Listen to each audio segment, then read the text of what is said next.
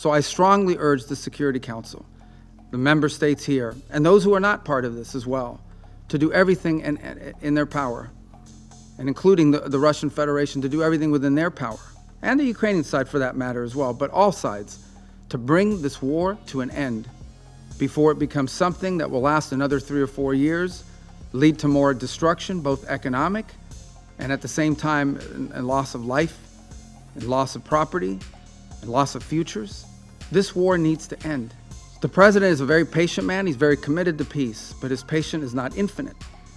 But if it does not, if there is no path to peace in the short term, then the United States and President Donald J. Trump will take the steps necessary to impose costs for continued aggression.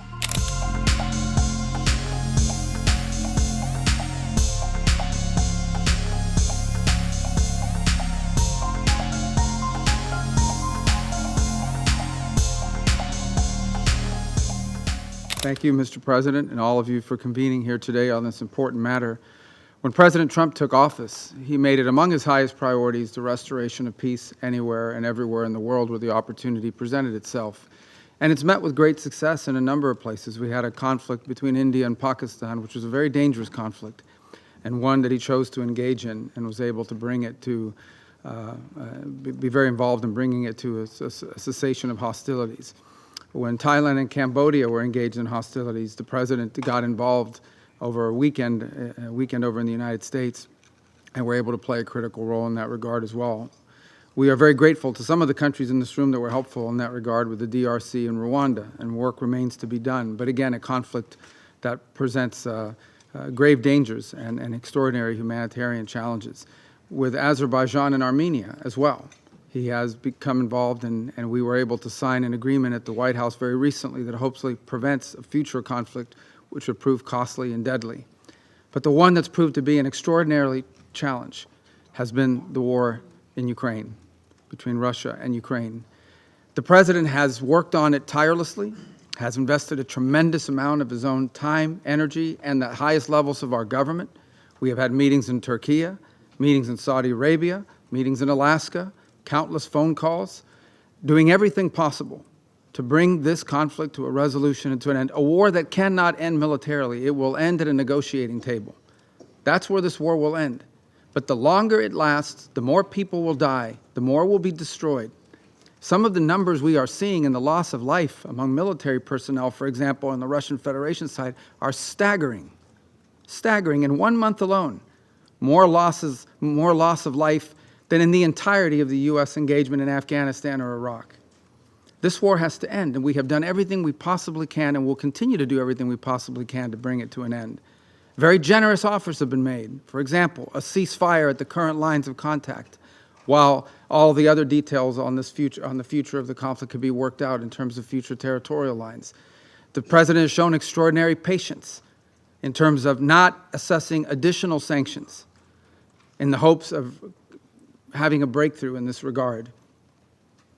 And all has come to what appears to be not just a stagnant one, but an era, and we've entered a period of what appears to be potential even escalation, with the historically highest number of strikes we've seen over the last few nights and before. And now we are also watching incursions into neighboring airspace by both drones and airplanes.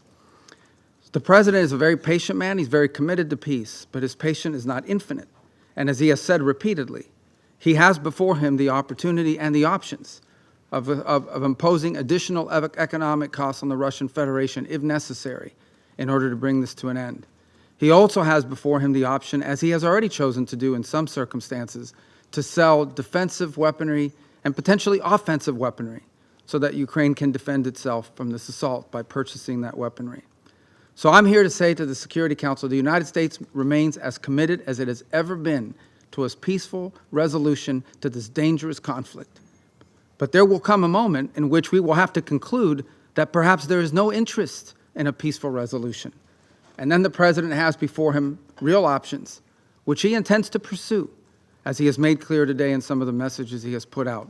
So I strongly urge the Security Council, the member states here, and those who are not part of this as well, to do everything in their power, and including the Russian Federation, to do everything within their power, and the Ukrainian side for that matter as well, but all sides, to bring this war to an end before it becomes something that will last another 3 or 4 years, lead to more destruction, both economic and at the same time and loss of life and loss of property and loss of futures. This war needs to end. But if it does not, if there is no path to peace in the short term, then the United States and President Donald J. Trump will take the steps necessary to impose costs for continued aggression. Thank you.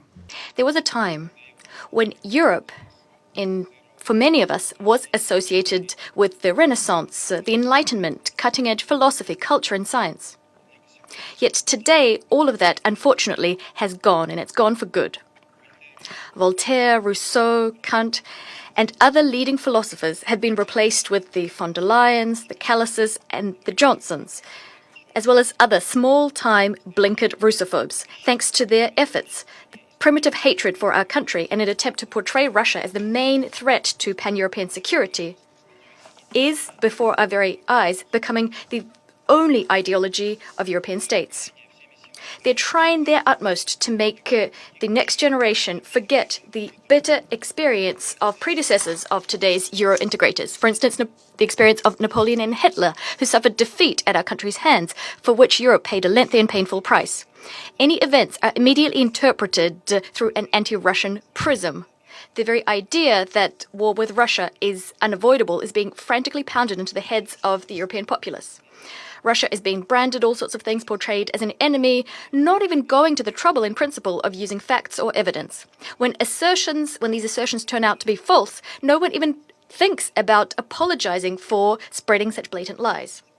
Today, we will have an excellent opportunity to see this for ourselves, given that in the room we have a lot of European extras. These extras will, as per usual, will be letting their imaginations run wild regarding the threat from Russia. This paranoia has reached never-before-seen heights. Just last week, we were compelled to listen in this chamber to groundless accusations about supposedly Russian UAVs entering Polish airspace. Not a single piece of evidence that these drones were of Russian provenance has been provided to date. It's telling that just a few days later, we heard that the incident involving damage to the roof of a residential house in Lublin province, which was a key component of this anti-Russia campaign, in reality was the result of a missile erroneously being dropped from a Polish fighter jet. The Polish Prime Minister Tusk today recognized that not a single drone that was found contained explosives. Not a single one posed a threat to civilians. As for the Polish opposition, it clearly said this is a blatant provocation, the aim being to pull Poland into war. President, we take very seriously allegations against our armed forces. We always try to get the facts, which should allow us to understand what actually happened. This is why, in trying to get to the bottom of the situation, we immediately proposed for the Polish side to engage in bilateral consultations with us. Yet we didn't get a sensible reaction from Warsaw. This attests to only one thing. Neither Warsaw nor Brussels want the truth. All they need is a pretext for a new wave of the Russophobia campaign they're engaged in. It's very difficult to comment. Our European neighbors are inculpating themselves so obviously. Anyone of sound mind, anyone who is familiar with elementary logic would never say such a situation is normal. But yet, if on every screen, in every social media outlet, on every page, you're being told that Russia is your only enemy, then you might start believing anything and everything. The facts, the evidence here are superfluous. Today, we're compelled to be here to watch part 2 of this spectacle entitled Blame Russia for Everything.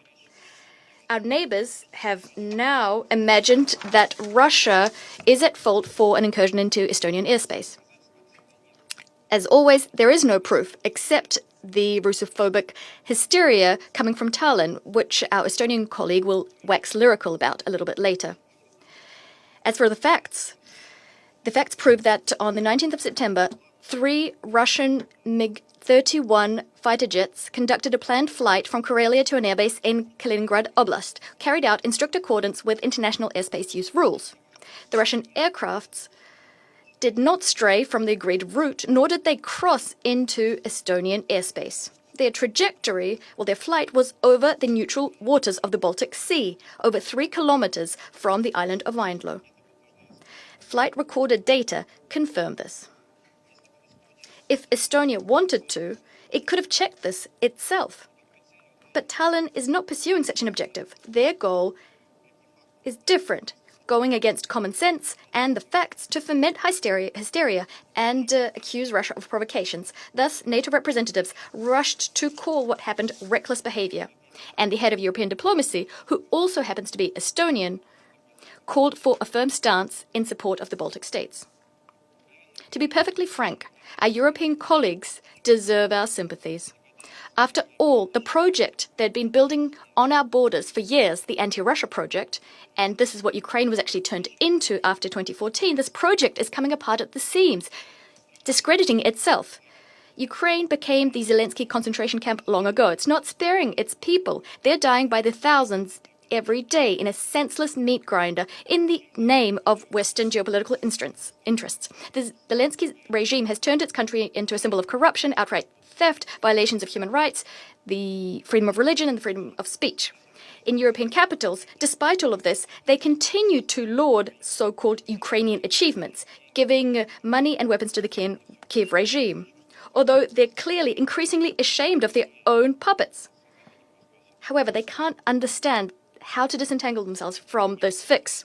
As a result, not-so-creative Euro bureaucrats have found nothing better to do than to whip up anti-Russian hysteria in the hope that European voters won't notice. This is a strange strategy, and without a doubt, it will achieve the opposite of what it intends to do.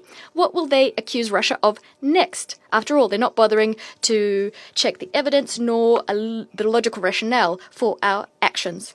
It's hard to think where their imaginations will take us next when no one cares about the facts. President, without a doubt, we understand that the hysteria of our European colleagues is also directed at trying to return the new U.S. administration, including President Trump, to an anti-Russia course. It's aimed at undermining the understandings and undertakings entered into by Russia and the U.S. by their presidents in Alaska a month ago. On this note, I'd like to quote the U.S. Vice President, J.D. Vance, who, at the Munich Security Conference at the start of this year, voiced some uncomfortable conclusions, uncomfortable for Europe. The threat, and here I quote, the threat that I worry about vis-a-vis Europe is not Russia, not China. It's not any other actor, external actor. What I worry about is the threat from within, the retreat of Europe from some of its most fundamental values, values shared with the United States, end of quote. Despite this clear-cut diagnosis contained in the aforementioned quote, Europe decided not to listen. Europe today is like an unhinged, paranoid individual unable to respond to criticism. Nor is it able to remember the lessons of history. After all, for the current cast of European leaders and Euro bureaucrats, history was reset to zero in February of 2022. Thus, drawing the lessons of history for today's Europe is bad manners. But this is a very dangerous path. We all know that history is ruthless vis-a-vis those who forget its lessons. Thus, our former European partners, if you want to get hysterical, to foment and to continue levy baseless accusations, go right ahead. But do that without our participation. We won't be partaking in this theatre of the absurd, and you don't need us there. When you decide that you want to engage in a serious discussion about European security, about the fate of our common continent, about how to make this continent prosperous and secure for everybody, we'll be ready. You know where to find us. I thank you.